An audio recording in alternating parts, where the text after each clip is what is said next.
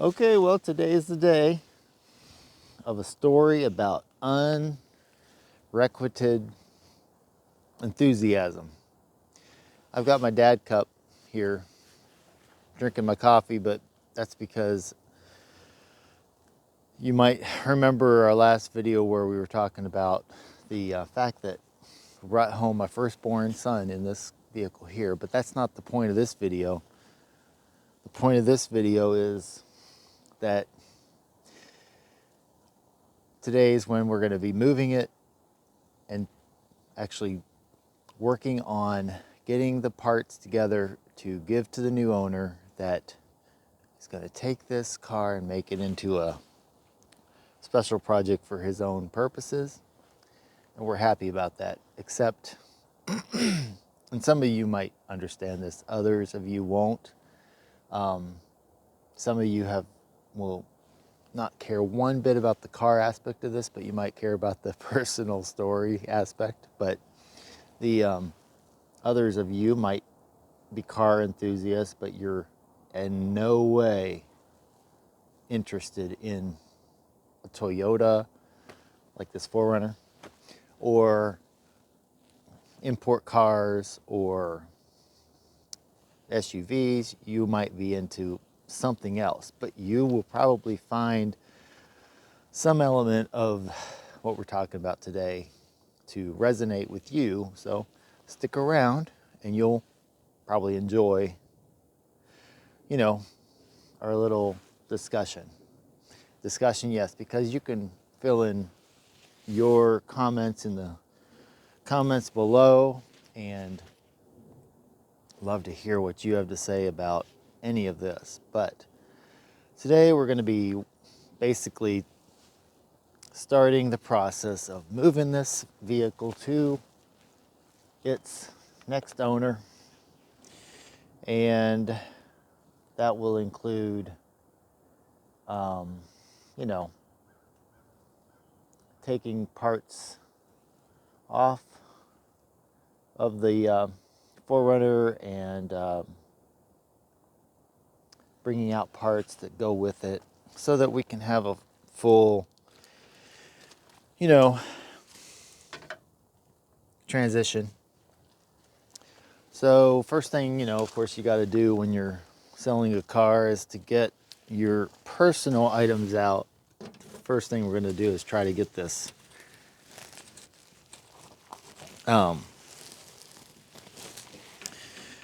license plate off, but of course, being so many years sitting around, it's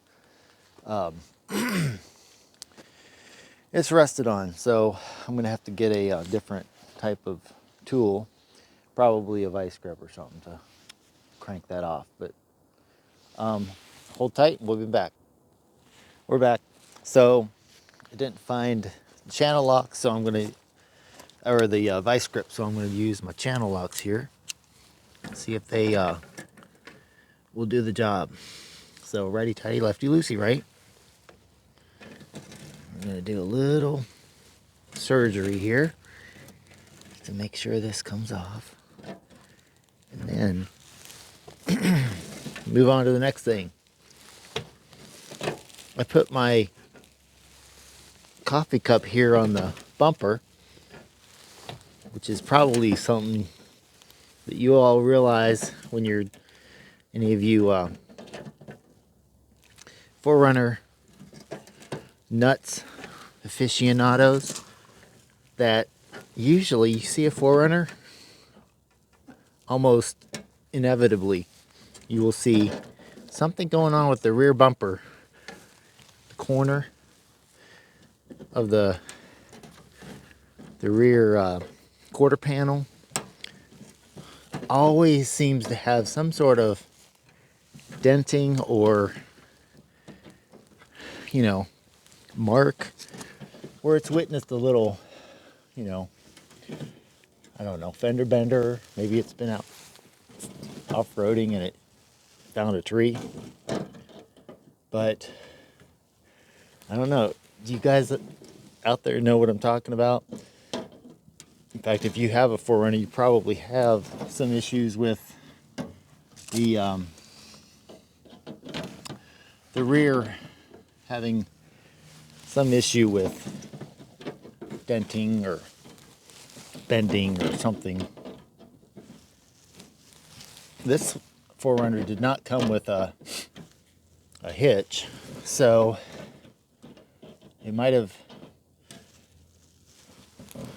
not provided the protection that some of you all have if you have a hitch on your 4runner. But man, they put a machine screw in here and it's going in forever. Let's see if I can get it out with the hand. There we go. Nice. Success. We got the actual license plate off, which we'll have to set over here for the time being while it is starting to snow on us. But I'm going to move this over here so you can see what I'm talking about with this bumper, because basically if you look straight on to this bumper, you see the kind of sags down to the left, has a dent in that side. And like I said in previous videos, I was intending to update and improve things as I went. And I have owned it 28 years with that bumper just like that. And I was intending to put like a, pretty stout off-roading type bumper with a hitch on it, but never did. It's just always been just like this. And I never really bothered with it and didn't feel bad about driving it like that, even though, people behind you are going to be like, what's up? Your car has been damaged at one point. But previous owner had it that way. It didn't bother me because I was going to change it anyway. And it didn't bother me too because, like I said earlier in this video just a minute ago, most 4runners out there have something going on. You've got like a dent over here on this side, on the corner, or over here, or the bumper sagging, or hit somewhere, and it's like inevitable that there's something going on there. And so you basically just join in with the crowd and kind of get proud of your area where the car has seen some action of some type or another, and don't worry about it. I mean, see how it's kind of messed up there? So you got that, like I said in the other video, and I'll put these videos up here so you can go back and listen. This door was replaced, the tailgate, because the original one, when I bought it, it was perfect. The whole car had great paint on it because it was garage kept and pristine condition, even though it had 152,000 miles on it. And later on, I'll show you the data pack, basically the file that I had maintained for this car over the years. If you want, you can let me know in the comments if you want to see that. But when I first got it, the paint was in great condition, except there was basically a gouge or something that went right up the middle here. There's like one that went all the way up, and then another one, kind of like as if the tailgate kind of was down and kind of rubbed across something sharp, or else they put something in here hanging out and it just slid down and scraped across it. But in any case, then later on we had a situation where I drove from Houston all the way to Michigan. Huge long trip, fun, everything. Stayed overnight in Effingham, Illinois, I think is what it's called, at a truck stop, because I was just got in the back, put my sleeping bag out, slept overnight there. But in any case, once I got up to Michigan, my nephew hit this in reverse with his big old van, punched this in. Luckily the window was up, of course, but basically, you know, did a good number on it. So anyway, I went to find a replacement tailgate at a junkyard, which was from a blue, one of the light blue colored 4Runners, in good condition. Took it to a body shop. They stripped it, primed it, painted it, and so now it's starting to show a little bit of its age. Looks like the paint job sort of is starting to come off. We got a little rusting going on here and whatnot. The window doesn't go down because the mechanism in there is not working. So anyway, that's just one of those things that happens, you know, over time. So probably way more than you ever wanted to know about that, but in any case, that's the deal for that. And also, as if this wasn't, you know, long-winded enough, and as you know, we're pretty long-winded because that's what we do here. We have car enthusiast windies, basically is what we call them. But at one point, there is a decal or a plaque that goes here that talks about the 4Runner four-wheel drive, and that came off at one time, but I kept it. I believe it's in the garage. I'll bring it out to give to the new owner so he can affix it later on if he wants to. And have a good... One other thing, this light here I think is original and this one's a replacement, but for some reason the internal baffles that maintain the separation of the tail light with the reverse light and the turn signal all kind of ran together. Another thing I was planning to fix at some point but never got to it. Isn't that crazy how that happens? Okay, so we'll let this go, and I want you to make sure that you give me a thumbs up, subscribe, because we're going to come back for another video showing more of what we've done to this thing. But in this video, we're going to actually continue a little bit with what we're doing to get ready for the new owner to take ownership. And you let me know if this is what you do or what you have done as sort of a transfer of custody, if you want to call it that, of your special vehicle that you've had and owned for years. So let me know. Okay, now we find ourselves in the garage, back in the storage area. And of course you can see all my miscellaneous junk and stuff. So please don't judge. But if you're like me, and maybe you are, you let me know.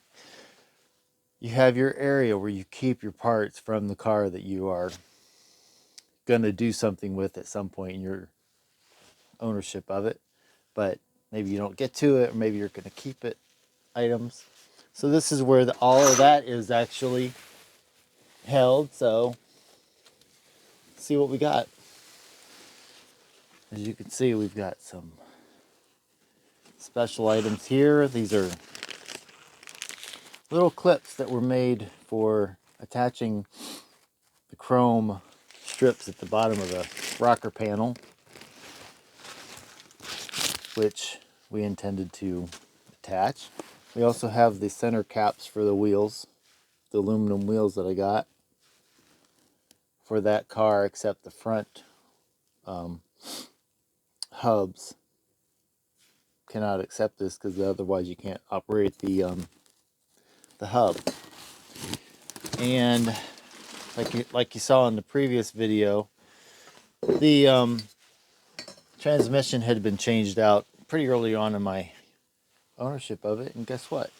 We have the old boot assembly for the transmission that was in there originally, which was the 4Runner transmission.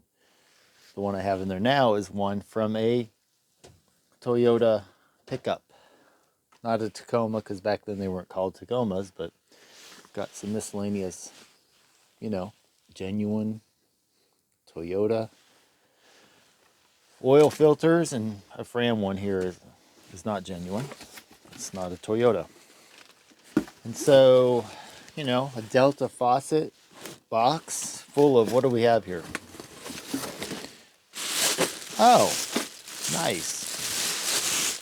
Miscellaneous junk, but also items from, that's not nothing to do with the Toyota. Get rid of that. I was thinking that might have had the old hubs in it that we had replaced. That I had replaced. That's one thing I did, as you saw in our prior video. Here's another item from our Toyota. The center console, the boot cover, which looks really awful. The original that went on to that shift assembly. So the center console armrest, which it obviously has been in here for a long time because we're starting to show some mold on it. My intention here was to take off the exterior faux leather or whatever this is, fabric, and then put another leather you know, cover onto that. And you know, we have our basically the console storage air thing that goes into the middle console, lifts up to you know, show the cavity below that you can store in stuff into. This of course became my de facto cup holder when I was driving, but currently it's just sitting here, and I'm going to give it to the other owner whenever they come get it, with all the hardware, that the hinges and screws and mechanisms. Going to give that to the new owner. And then what else do we have? We have some miscellaneous gaskets. Oh, this is from when they replaced the timing chain tensioners. I think they had some extra parts they didn't end up using from that kit. But guess what? I kept it. Moved it from Texas to Georgia to here in Indiana. Here's a special socket for doing the hub assembly. Bought that especially for that and kept it in case you ever have to do it again, right? Let's see what else we have here in our attempt to get everything out for the new owner of the 87 4runner that we're so, you know, torn about selling. It's a thing, you know. Any of you guys that know what I'm talking about when you're trying to sell a car that's your kind of your baby, like the prior video where I talked about bringing home my baby. This is actually for an old Sequoia that we owned. Center caps for the wheels. That's not for the 4runner. Let's see what else we got going here. We've got, looks like a distributor cap for when we replace the distributor. And I think that's because this was still kind of good, so we kept the part just in case. Probably not going to give that to the new owner. I'll probably just let that go. But, you know, he might want it, so I'll show it to him. Here's the bags that the front mud flaps came in. Put on some good mud flaps for the front, which was cool. Here's our spark plugs, old spark plugs that we replaced on the 4runner back when it had 226,000 miles. Do you keep old spark plugs so you can see what was happening with the engine at the time, compare it to what's happening now? I don't know. Maybe I'm crazy, maybe I'm not, but don't judge. I know you've got your quirks too. So that's it. I think that we have for this area back here. So we'll have to take all this and take it out to the car so that the new owner can have those pieces and enjoy doing what they want with them. They might just chuck it all, but I'd rather them do that than to just assume they don't want it, because I would probably want it myself. And I'm kind of the mind of doing for others what you would want done for you. Are you like that?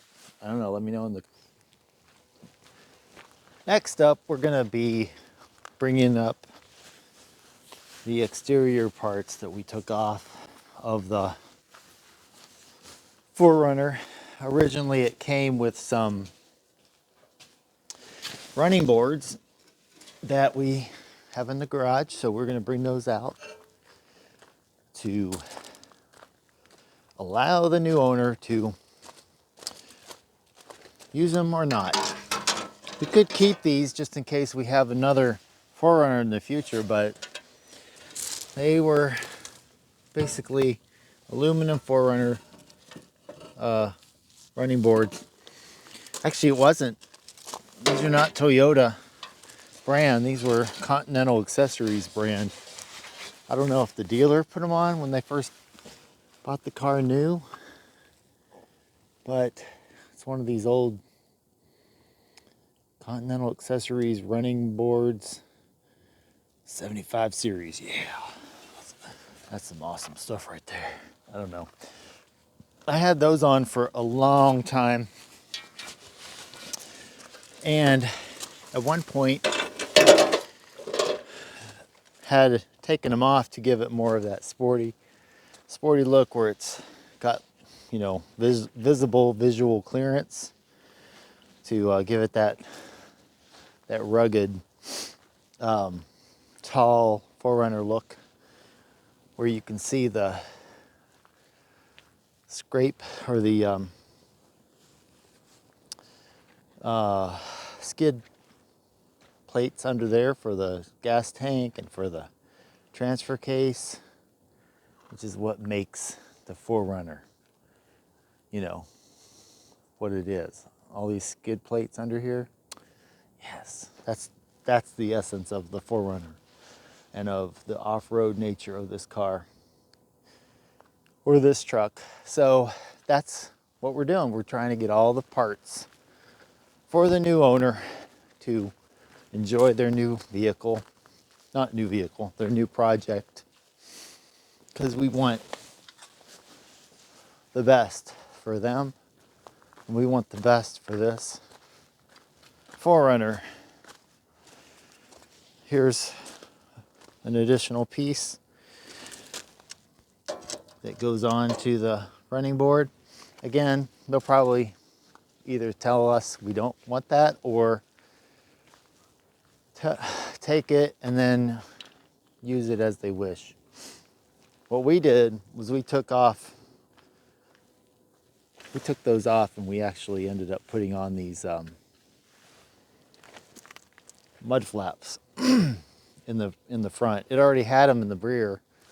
In the rear had mud flaps with Toyota branding on them, which was always an interesting look. It says 4-wheel drive actually on there. I don't know if you can see that or not, but let's take you in for a closer look. 4-wheel drive. Of course, when we got it, originally when I got it, it was you know, that raised white lettering on there. When I bought these wheels here from Discount Tire, actually, they were aftermarket, of course, but I got some new tires on it at the time, which were the BF Goodrich TAs, and had them put on with the raised white lettering on the outside to give it that old school sporty look. These were put on when budgetary constraints took charge. As you might, understand with your situation in your own family. But if you wish, we can just take a quick look and see. These wheels are aluminum. They're not polished. They can polish up to a nice flashy chrome finish. This here is basically like chrome plated steel. But these have that old, I don't know what you'd call it. What would you call these? I decided to go with these because of the big Boss sort of spokes here, and the fact that it had kind of a recessed center felt like it kind of gave it a little bit of a aggressive stance, but yet not, say, typical of what you would see, sort of an updated design, but not a standard design for a Toyota.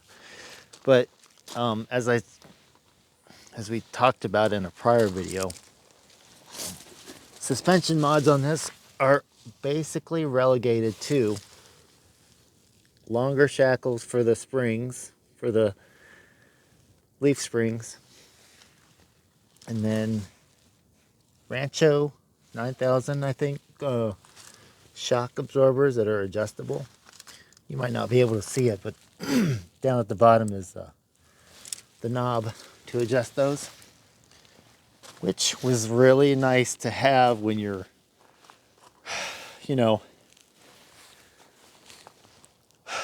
running this with the load and you want to stiffen the response of the shock absorbers,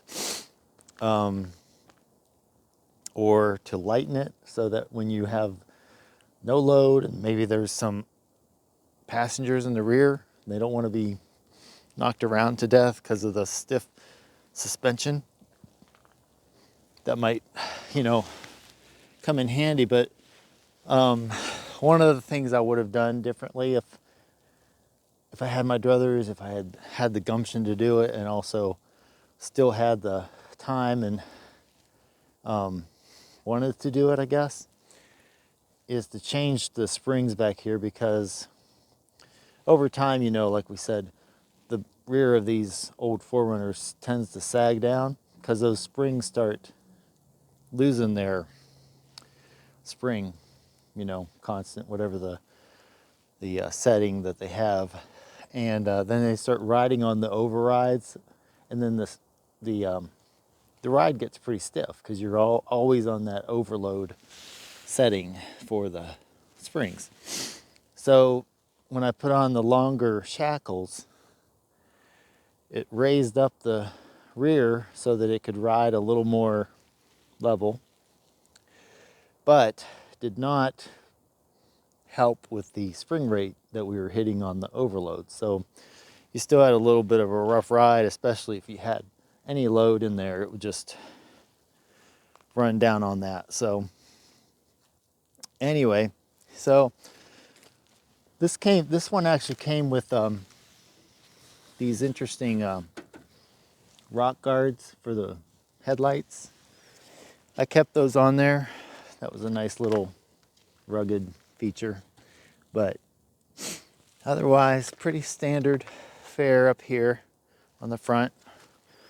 Still has pretty nice bright work up here, Haven't had any damage to this, which is interesting for a car this old. A little bit of denting here and a little bit of, witness marks where something contacted it. But, if you're going to go off-roading, sometimes that happens. And if you're driving around the mean streets of Houston, downtown, or New Orleans, or Chicago, where this car has been, you're going to see some things like this, which I don't know.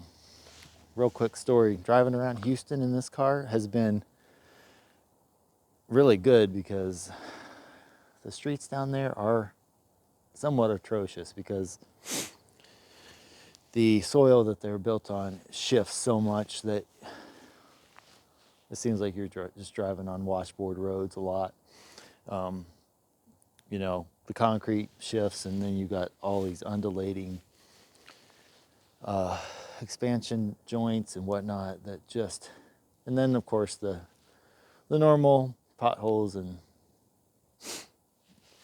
you know,